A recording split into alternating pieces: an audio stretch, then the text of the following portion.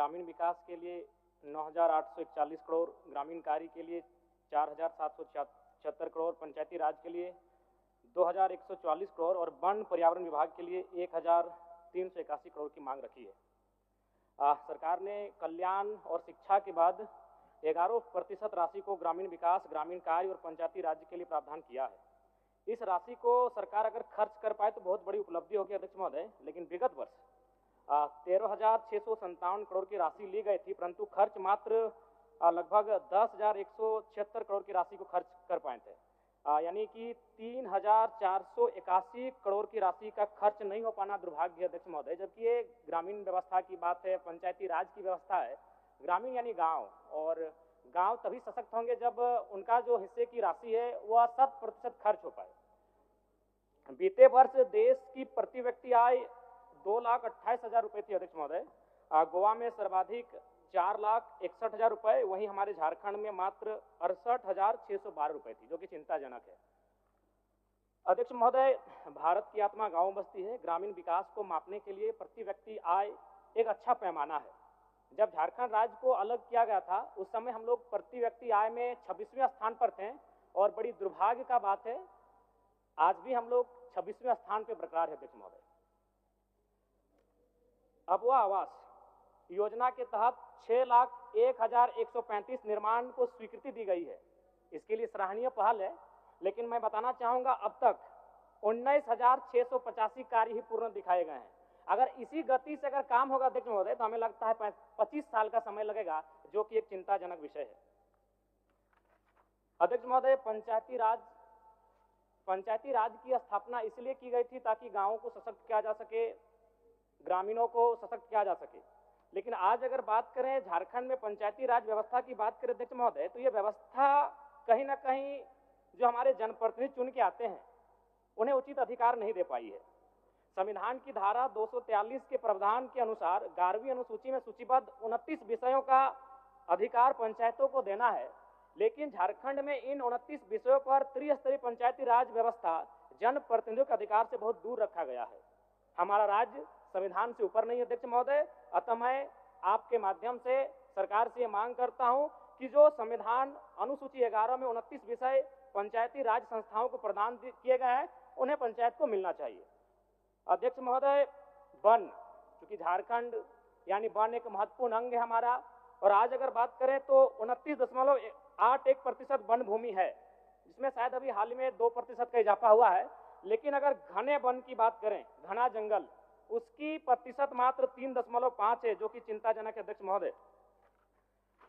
अध्यक्ष महोदय, WHO का रिपोर्ट है कि झारखंड में प्रदूषण को लेकर अलर्ट जारी किया गया है, और अगर प्रदूषण की बात करें तो धनबाद जिला सबसे आगे है।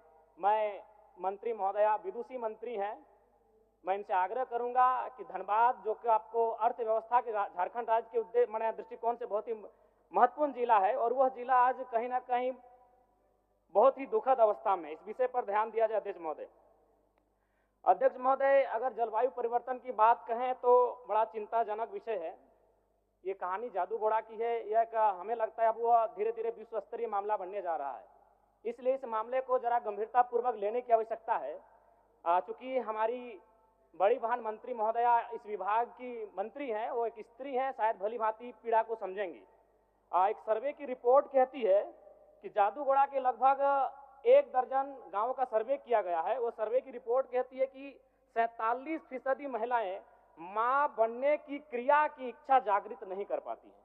यानी मां बनने की जो क्रिया है उस इच्छा को जागृत नहीं कर पाती है। वो रिपोर्ट कहती है 47%। 30% जो महिलाएं हैं अध्यक्ष महोदय, उनमें गर्भपात हो जाता है।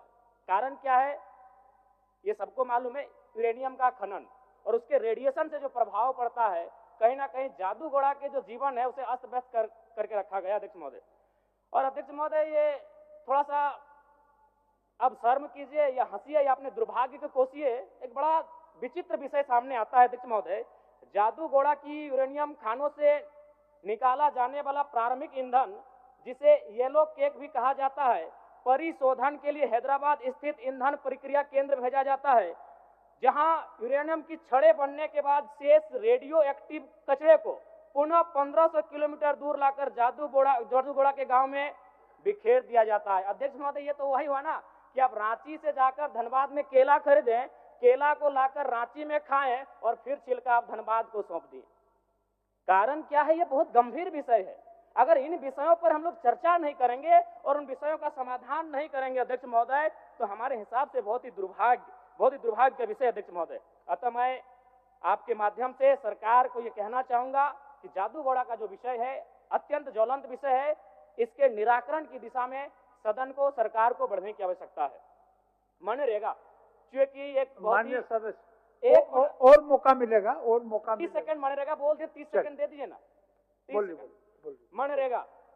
मनरेगा में अभी केंद्र सरकार के माध्यम से 245 रुपए मानव दिवस है और झारखंड सरकार उसमें 27 रुपए एक्स्ट्रा दे रही है, यानी 272।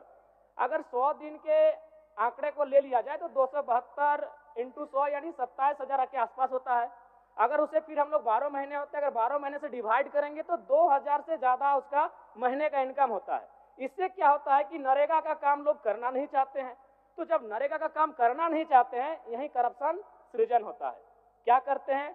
वह जेसीबी के माध्यम से काम कराते हैं, फर्जी तरीके से लेबर का रजिस्ट्रेशन करते हैं और यहीं से एक लूप होल मिल जाता है जिनको करप्शन करना होता है। इसलिए मैं ये मांग करूंगा कि जो मनरेगा का विषय है और मजदूरों का जो न्यूनतम दर है उसे कम से कम एक अकुशल मजदूर का आज के डेट में लगभग 400 से ज्यादा उनका दर है अध्यक्ष महोदय। तो अगर उस दिशा में अगर मनरेगा की योजना को लेकर हम आगे बढ़ेंगे तो शायद मजदूरों के साथ एक न्याय हो पाएगा। धन्यवाद अध्यक्ष महोदय, बहुत बहुत धन्यवाद। माननीय सदस्य श्वेता सिंह जी।